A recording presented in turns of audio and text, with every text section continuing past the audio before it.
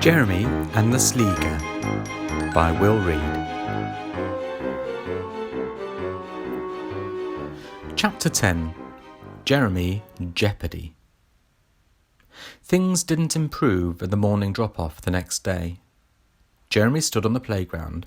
Mum had walked him in, given him a kiss and gone home. But several other parents hung around until the bell rang. Jeremy searched around for Helena and noticed a few of the parents, especially Kirsty's mum, seemed to be staring at him. Not with kindly smiles, but with cold glares, ushering their children away from him. He stood alone on the playground, a large space between him and everyone else. He noticed Martin had started towards him, but his old friend turned away. Finally, Helena came rushing over. "Hi! Someone spread a rumour that you cheated to be Cinderella." She carried on talking, but Jeremy had stopped listening. He reeled back, blinking at her garbled words. It was as if they'd read his mind, his own worries reflected in their accusation. Was the Sleagur right? Maybe it was a kind of cheating for him to take the part of Cinderella for himself. What could he do? He'd practiced it. No one else knew the lines. It was too late to give it to Kirsty. He'd ruined it for everyone. He looked at all of the glaring, unkind faces.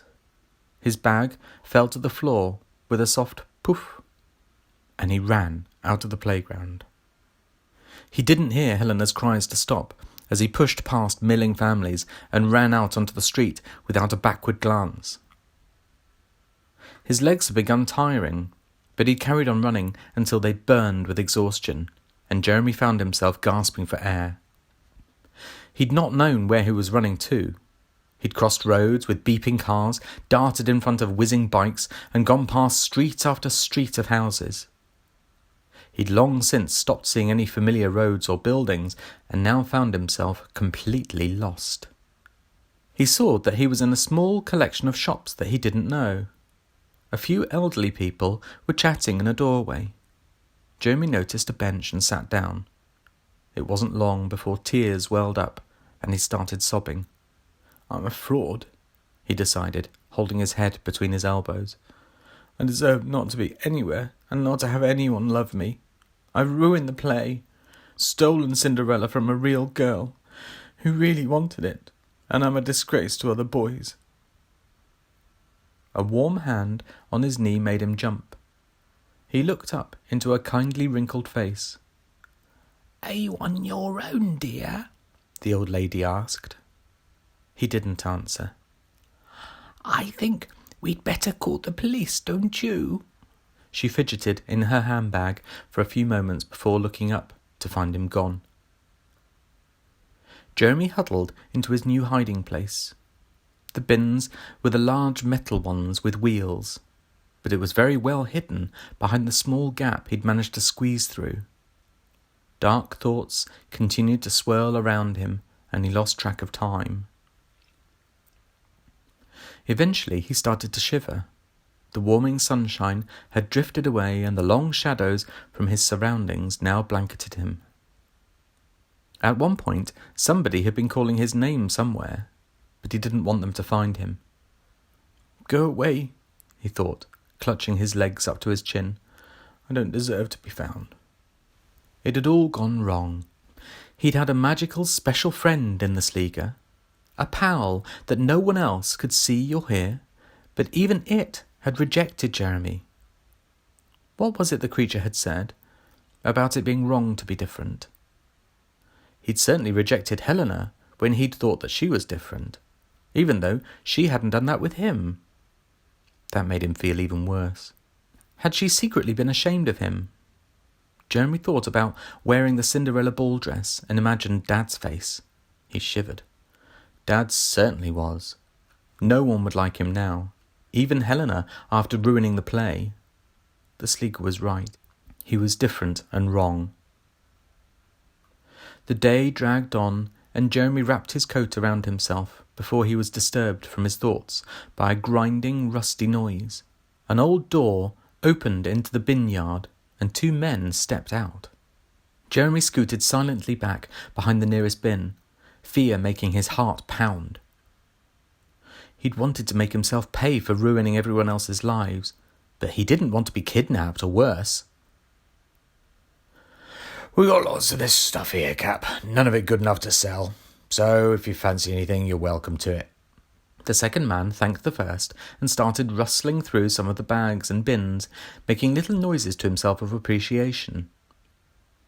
Jeremy unfolded himself quietly and squeezed into a spot where he could peek at the man through a gap between the bins. He was wearing funny clothes, he thought. The man leaned into a booming metal bin and rooted around before re-emerging, taking off a pirate hat and scratching his head. He wondered if there were any pirates left, and decided that he didn't think so. Jeremy held his breath as the man came closer, his peculiar tricorn hat back on his head. The man held up an old t-shirt and then, making another satisfied grunt, stashed it away in a duvet cover he was carrying like a giant bag. He seemed to notice something near to Jeremy and came so close that Jeremy flinched back. There was a pause, and then a face peered at the boy under the bin. Hello, what have we here? I don't think you'll do for my collection. The man walked around. Go away, Jeremy said, tears still staining his cheeks. The man dropped his bag nearby and sat on it. So, what's your name then?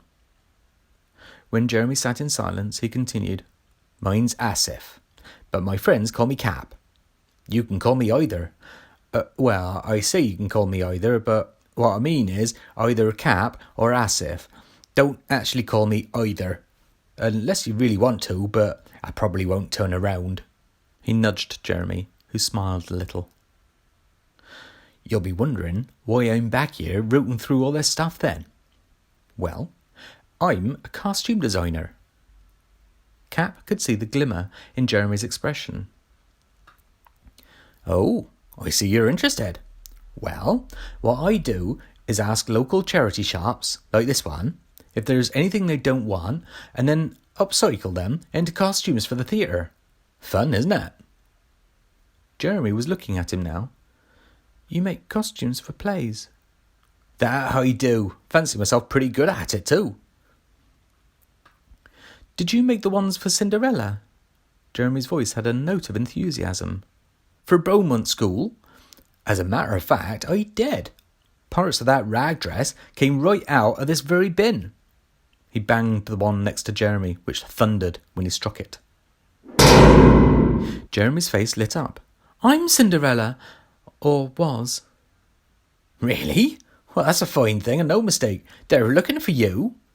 Who? Everyone. School's gone mental. Saying they're cancelling the show tonight. Bet your parents are gone spare. Jeremy fidgeted. He'd been imagining them to be delighted to be rid of him, but now that seemed foolish. He looked down at the floor and picked at some moss on the gravel. You know, Cap continued, I must say you seriously impressed me. By running away? No, Cap laughed. We'll fix that right enough. No, when I heard that Cinderella was going to be played by a boy, that kid's got guts. I thought to myself, and no mistake. I stole it from a real girl, Jeremy admitted. How'd you do that then? Cap quizzed with interest. Jeremy thought about that question. Auditioned for it, he finished lamely. But everyone thinks I'm weird now, he added quickly. I'm not sure I got a grasp on your idea of stealing. Sounds like you won it fair and square to me. Weird, is it? Cap crossed his eyes at Jeremy. I'm not sure I approve of people not being weird. We all are, deep down. Those that pretend they're not, they're hiding it. Not healthy if you ask me. But a boy wanting to be like a girl. Cap appraised Jeremy for a moment before speaking. So, you think the boys and girls don't like the same things? Some of the same, Jeremy admitted. But some things are just for girls and some just for boys. Cap chuckled. Like making dresses. Maybe you thought my Cinderella dress might have been better made by a woman. He winked kindly as Jeremy flushed. It's all right. Maybe it would. Or maybe another man might have done a better job. You know, all those rules, all that stuff about boys don't like pink, girls are pretty, boys should be tough and not have feelings, girls can't do maths, boys don't work hard at school. They go on and on. I don't know about you, but when I look at them, proper good and hard, they just seem a bit silly and unkind to me. Anyway, Cap said, straightening back up, I need to get all this junk back home so as I can start turning it into something special, like your dress. And you need to get back to your family. Cap held out a hand for Jeremy and pulled him to his feet. You're wrong about one thing, Mr. Cap, Jeremy said. Just Cap will do. What's that? He asked, frowning. I don't think any woman or man could have done a better job on that Cinderella dress. Cap grinned, punching numbers on his phone. Well, you might be right about that. And don't forget, the show must go on. Cinderella ain't quite the same without Cinderella in it.